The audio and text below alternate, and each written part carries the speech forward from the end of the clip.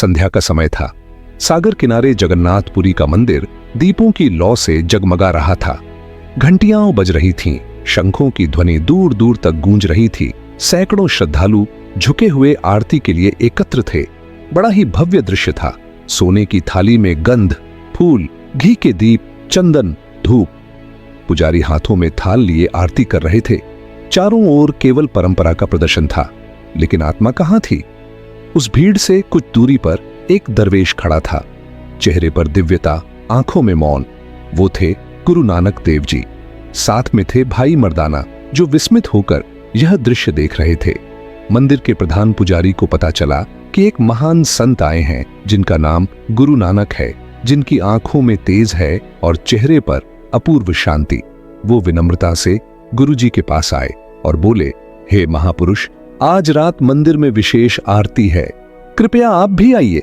आपके जैसे संत का वहां उपस्थित होना हमारे लिए सौभाग्य होगा। गुरु नानक देव जी मुस्कुराए। गुरु नानक देव जी शांत स्वर में बोले। उनकी दृष्टि मंदिर की ओर नहीं, बल्कि आकाश की ओर उठ गई। हवा की ठंडी लहरें उनके वस्त्रों को छूकर गुजर रही थीं।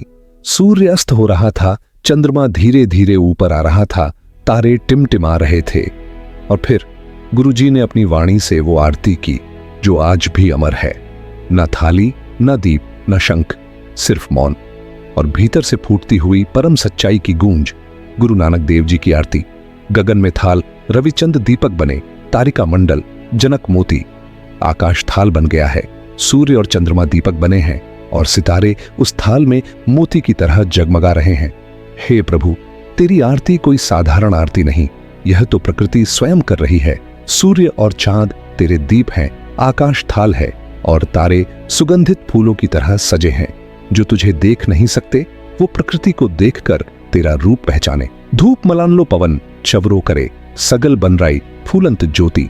सुगंधित हवाएं तेरे लिए धूप बनती हैं, पवन तुझे पंखा झलती है और जंगलों के सारे फूल तेरे प्रकाश को सजाते हैं।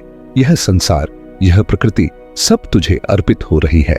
प्रभु, यह आरती कोई थाल में की गई नहीं है, यह तो संपूर्ण सृष्टि की श्रद्धा है जो तुझ तक पहुंची है। कैसी आरती होए, भवखंडना तेरी आरती। हे संसार के दुखों को हरने वाले प्रभु, तेरी आरती कैसी अद्भुत है। तेरी आरती शब्दों से नहीं हो सकती। यह तो आत्मा की पुकार है जो प्रकृति के माध्यम से होती है। तू तो हर दिल में बसता है। अनहता शब्द वाजंत भेरी, अनहद नाद वह जो बिना वादन के बजता है, वह तेरी आरती का संगीत है। यह कोई बाहरी संगीत नहीं, यह तो आत्मा में गूंजने वाला नाद है। यह वही शब्द है जो ध्यान की गहराई में सुना जाता है। वही तेरी सच्ची आरती है। सहस तव नैन नन नैन है तो ही को, सहस मूरत नना एक तो ही। हजारों नेत्र तेरे हैं, फिर भी तू निर्गुण है। हजारों रूपों में तू प्रकट होता है, परंतु फिर भी तू एक है। हर जीव में तेरा ही रूप है। तू हर तरफ है, हर चेहरे में तू ही है, परंतु वास्तव में तू निराकार है। बिनु सहस्तव गंधिव चलत मोही तेरे हजारों चरण हैं, फिर भी तू निर्चरण है। बिना नासिका के तेरी गंध सर्वत्र फैली हुई है। भावार्थ, तू शरीर से परे है, फिर भी हर अनुभूति में उपस्थित है। तू हर दिशा में है, पर घेरने से परे। सब मही ज्योत ज्योत है सोई।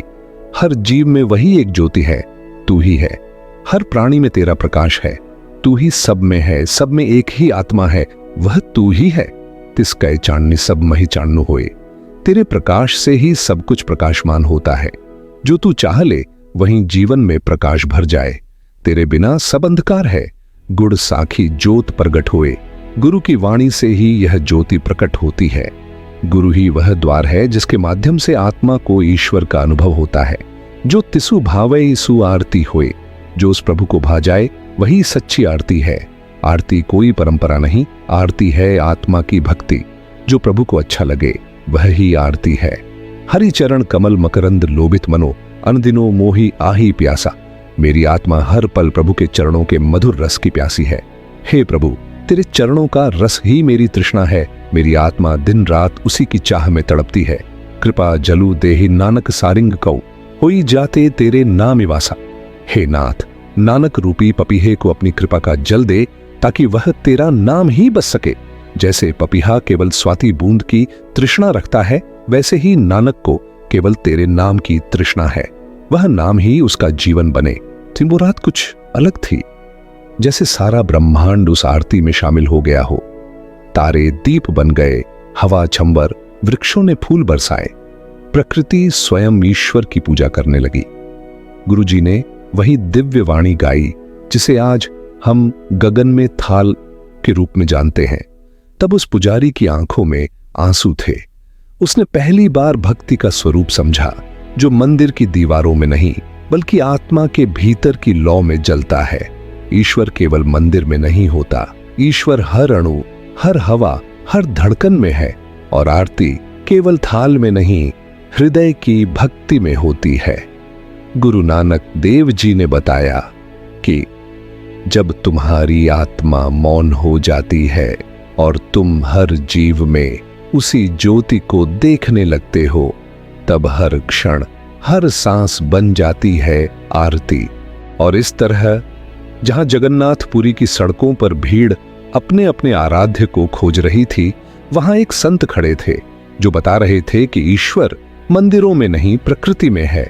ईश्वर परंपरा में नहीं, आत्मा की सरलता में है। उन्होंने आरती को शब्दों से नहीं, आकाश से गाया। उस रात न कोई सोया, न कोई तर्क में उलझा, सब मौन हो गए, क्योंकि जब कोई सत्य बोलता है तो शब्द नहीं, आत्मा गूंजती है। आज भी अगर आप अपनी सांसों की धड़कनों में, हवा की सुगंध में, चांद की शांति में कुछ खोज पा रहे हो, तो समझ लेना वही आरती आज भी गाई जा रही है। प्रकृति आज भी ईश्वर की पूजा कर रही है। अब बस सवाल यह है, क्या आप सुन पा रहे हैं? अगर यह कहानी आपके मन की किसी गहराई को छू गई हो तो इसे अपने तक मत रखना, टिप्पणी में जरूर लिखें, मैं भी अब ब्रह्मांड की आरती बनना चाहता हूं। सतनाम वाहे गुरु।